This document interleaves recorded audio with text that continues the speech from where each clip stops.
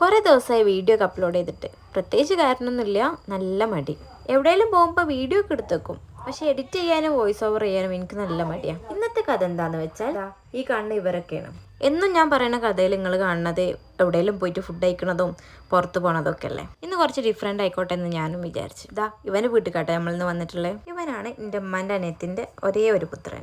അതായത് ഞങ്ങൾ കസിൻസിൻ്റെ ഇടയിലുള്ള ആദ്യത്തെ ആൺകുട്ടി. അവനവൻ്റെ നാടും വീടൊക്കെ ഞങ്ങൾക്ക് നടന്ന് കാണിച്ചു തരാം. ഇടയിൽ നമുക്ക് നല്ലൊരു അടപ്പായസം കിട്ടി. പിന്നെ ഇങ്ങോട്ട് വന്നപ്പോൾ ഏറ്റവും കൂടുതൽ എൻജോയ് ചെയ്യുന്ന ആൾ ഇവനാണ്. ഇങ്ങനെയൊക്കെ എങ്ങോട്ടെങ്കിലും പോകുമ്പോഴാണ് പുറത്തിറങ്ങി ബ്രീത്ത് ചെയ്യാനുള്ള അവസരം കിട്ടില്ലേ.